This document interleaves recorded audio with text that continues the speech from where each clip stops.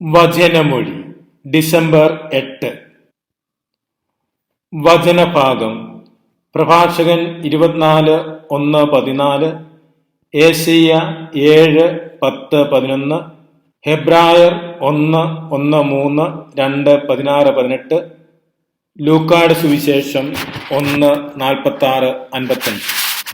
ദൈവമാതാവിന്റെ അമലോത്ഭവ തിരുനാൾ മംഗളങ്ങൾ എല്ലാവർക്കും സ്നേഹപൂർവ്വം ആശംസിക്കുന്നു. ഈശോയുടെ അമ്മയായ പരിശുദ്ധ കന്യാമറിയം ഉത്ഭവ പാപരഹിതയായി സൃഷ്ടിക്കപ്പെട്ടു എന്ന വിശ്വാസത്തിന്റെ പരസ്യമായ ആഘോഷമാണ് അമലോത്ഭവ തിരുനാൾ. 1854 ഡിസംബർ 8 9-ാം പിയൂസ് മാർപ്പാപ്പ അവർണ്ണനീയനായ ദൈവം എന്ന തിരുവെഴുത്തു വഴി മറിയത്തിന്റെ അമലോത്ഭവം ഒരു വിശ്വാസ സത്യമായി പ്രഖ്യാപിച്ചു. മംഗളവാർത്തയുടെ സമയത്ത് പരിശുദ്ധ കന്യകാമറിയത്തെ ദൈവദൂതൻ അഭിസംബോധന ചെയ്തത് ദൈവകൃപ നിറഞ്ഞവളെ എന്നാണ്.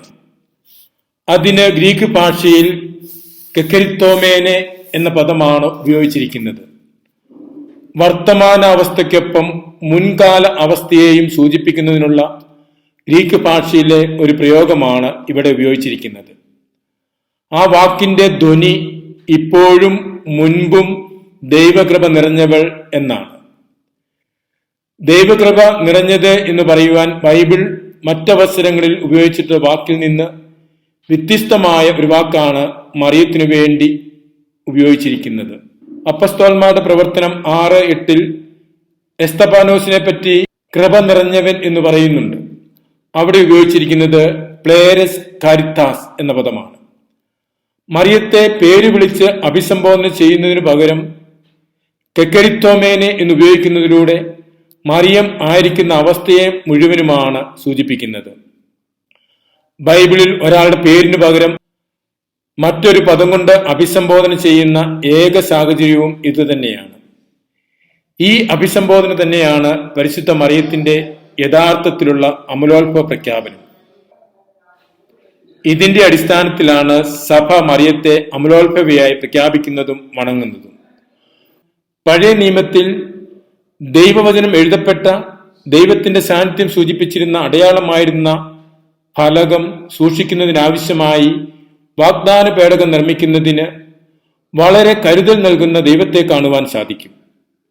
പുറപ്പാട് പുസ്തകത്തിൽ 10 അധ്യായങ്ങളാണ് ഉടമ്പടി പേടകത്തിന്റെയും അത് സ്ഥാപിക്കുന്ന സാക്ഷി കൂടാരത്തിന്റെയും നിർമ്മാണത്തെക്കുറിച്ച് പ്രതിപാദിക്കുവാൻ ഉപയോഗിച്ചിരിക്കുന്നത്.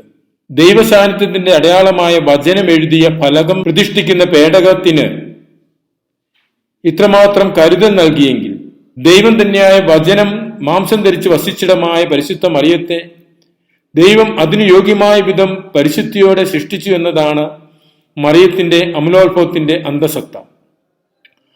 മനുഷ്യാവതാരത്തിനു വേണ്ടിയുള്ള ദൈവിക പദ്ധതികളാണ് ഇന്നത്തെ ദൈവവചന വായനകളിലെല്ലാം കാണുന്നത്. പ്രഭാഷകന്റെ പുസ്തകത്തിൽ വചനം വസിക്കുന്നതിന് യോഗ്യമായ സ്ഥലം അന്വേഷിക്കുന്നതിനെ കുറിച്ചും ഏശയ്യയുടെ പുസ്തകത്തിൽ ദൈവം നമ്മോടുകൂടി ആയിരിക്കുന്നതിന് കന്യകയിൽ നിന്ന് ജനിക്കുമെന്നുള്ള കാര്യം അറിയിക്കുന്നതും ശ്രവിച്ചപ്പോൾ ഹെബ്രായ ലേഖനത്തിൽ പറഞ്ഞു വെച്ചത് അനാദിയിലെയുള്ള ദൈവിക പദ്ധതി അതിന്റെ പൂർണ്ണതയിൽ എത്തിയത് മിശിഹായുടെ മനുഷ്യാവതാരത്തിലൂടെയാണെന്ന സത്യമാണ്. അതിനുവേണ്ടി ദൈവം കരുതലോടെ സൃഷ്ടിച്ച പരിശുദ്ധമായ ആലയമാണ് കന്യകാമറിയം. ദൂതന്റെ അറിയിപ്പിന് പ്രത്യുത്തരമെന്ന വണ്ണം ദൈവത്തെ സ്തുതിച്ചുകൊണ്ട് പാടിയ സ്തോത്രഗീതമാണ് ഇന്ന് സുവിശേഷത്തിൽ നിന്ന് ശ്രവിക്കുന്നത്.